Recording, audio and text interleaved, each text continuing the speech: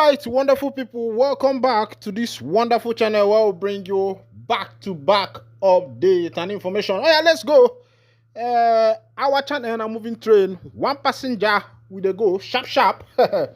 Finally, the federal government have accepted that Mazi Simon Ekpa, the Prime Minister of the Biafra Republic, government in exile, is a pain in their neck. They tell you no agree, it don't happen. As it be, the federal government don't agree, say, the Prime Minister of the Biafra Republic government in exile, Mazi Simon Ekpa, one joko, that he is a pain on their neck, because they never wanted to accept, but as it is, they don't accept them small, and some people don't talk now, some Igbo prominent men and billionaires are saying government, the best solution to this thing is to release Mazi Nnamdi Kanu. They say that Mazi Nnamdi Kanu is the only way and solution to sort out this matter. Meanwhile, let's go down to the full detail of the information, make you see waiting the sub there. They say even this Simon Ekpa that is a pain in the neck of the government, Kanu can take care of him, Chief Okorie said. According to a report from the Sun News, Chief Chekwas Okorie, chairman of the Board of Trustees of All Progressive Alliance APGA, has once again called for the release of Nnamdi Kanu, the leader of the indigenous people of Biafra, as a significant step towards addressing the unrest in the southeast region of Nigeria. In an interview, Okorie discussed various national issues and the internal crisis affecting APGA, but emphasized the critical importance of Kanu's release and restoring peace in the southeast.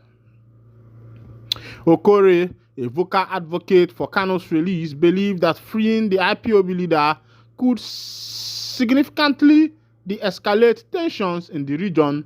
Releasing Nnamdi Kanu will reduce the tension in the southeast by almost 70%, Okorie said. He urged that many criminals and hoodlums in the area are exploiting Kanu's continued detention as justification for their action, claiming that their leader is being unfairly incarcerated for simply protesting and conversing for the liberty and freedom of his people. Okorie noted that Kanu's detention has garnered widespread sympathy and support from various sectors of Igbo society, including traditional rulers, state governors, clergymen, and community leaders. All the traditional rulers are pleading for his release. The governors of the 5 states of the region have put in their words for Nnamdi Kanu to be released. All the clergymen, bishops, and town union presidents have put in words for his release, he said. Despite this overwhelming support, Okorie expressed frustration that successive administration from President Muhammadu Buhari to President Bola Tinubu have continued to hold Kanu in custody. He suggested that Kanu's detention may be a deliberate attempt to suppress the Igbo people. The way I look at it, honestly, is that they believe that if they are holding Nnamdi Kanu, they are holding Igbo people down. Okorie remarked, adding perhaps Nnamdi Kanu is suffering this because he is Igbo. Okorie pointed out that other ethnic agitators in the country have been granted freedom without ceasing their advocacy. People who are leading agitation in other places have since regained their freedom, and it has not stopped them from continuing to converse what they are conversing within the law, he observed. The APGA leader made a direct appeal to President Tinubu to resolve the issue, urging him to release Kanu in the interest of national unity. It is the best interest of national unity, and he, Tinubu, will also be remembered kindly that he came to resolve this injustice that is happening to Nnamdi Kanu, Okorie said. He also suggested that Kanu's release could help neutralize Simon Ekpa, an agitator based in Finland who has continued to promote unrest in Nigeria. Even this Simon Ekpa, that is a pain in the neck of the government, Nnamdi Kanu can also take care of that because he said he is doing what he is doing because of Nnamdi Kanu being incarcerated. So, if Nnamdi Kanu comes out, what else will be his reason? Okore questions. Chief Okore's call for Kanu's release reflect a growing consensus among Igbo leaders that resolving this issue is a key to restoring stability and peace in the southeastern part of Nigeria. My people, now don't see as it happen, as it shall, as it be. But the question is, what about Ndiagwara? Imana, he gets some preaching where they go do for church after the reverend go say, Ndiagwara marala. It's not about bringing about solution to what is going to solve the issue of the insecurity that is ravaging this nation. The issue is that some people have used this particular means as a means of, gathering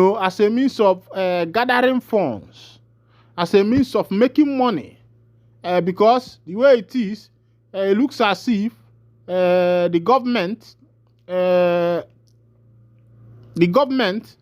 and a lot of people, governmental parastatals and the politicians, it has become a money-making avenue for them because if you look at the allocation that is going into insecurity in this country, that allocation alone is enough. That allocation alone is enough to build this nation. That allocation alone is enough to do something good for this nation. That allocation alone is enough to build road infrastructure. Companies in this nation, the allocation that is now going for insecurity, procurement of arms and ammunition. And you find that out, the nation is turning into a different thing. The issue of insecurity has now become a business.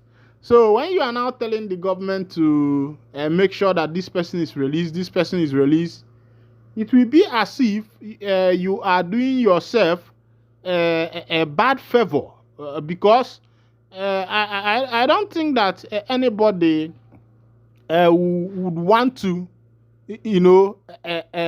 shut down where they are eating from.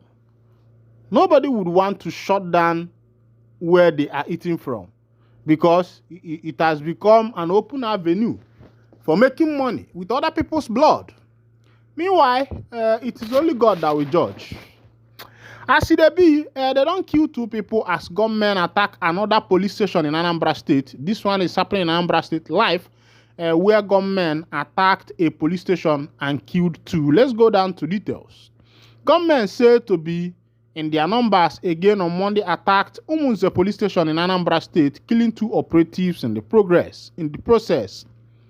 The two officers who were killed during the attack were said to have paid the supreme sacrifice in their bid to resist the rampaging attacks.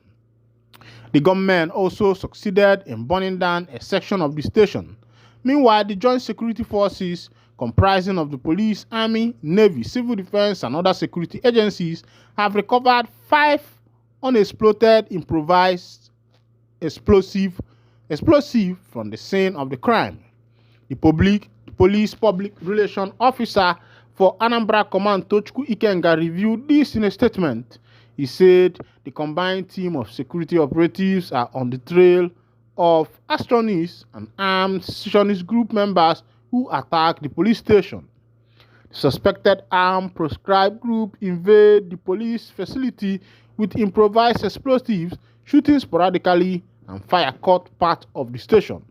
Unfortunately, 2 of the people operatives on duty during the gun battle in a bid to resist the assailants from causing more havoc paid the supreme price. Their bodies have been recovered and taken to the morgue. Meanwhile, the Commissioner of Police, CP Nange Obono Itam, visited the scene on a SPAT assessment to reinforce and reassess security deployment. Calls on anyone who has any information that will aid the investigation to come forward, Ikenga said. It is in this country that I know that if you know something that happened and you decide to go and report it to police, or maybe you call the police to come and do investigation, it's obvious that you are going to become the victim of that particular case. And that is why in this country, people have decided to stay by themselves, because if you call police, maybe police people will come, oh, I'm suspecting some kind moves here. If you don't know what you are doing, you might become victim for the police people because they don't care. They don't even care what happens to you. One thing is that they will hold you captive and make sure that they finish your money. And that is what everybody is afraid of, because nobody wants to make money and waste their money. Everybody wants to make money and stack it for themselves and use it for something good. But as it is, my people, if you try for this country to say you want to go and help the police people to go and be doing one thing or the other, my brother, you do your own, though. You know, Shelley. Meanwhile, they say the IGP of police don't come check that matter, say in go they carry some mouth chook inside, make they know how they go build up security. The issue is that it shouldn't be in a bumpy. And sometimes I wonder, all this task force, all this joint force and the rest of them, what is even their work when they are always there and things are being destroyed?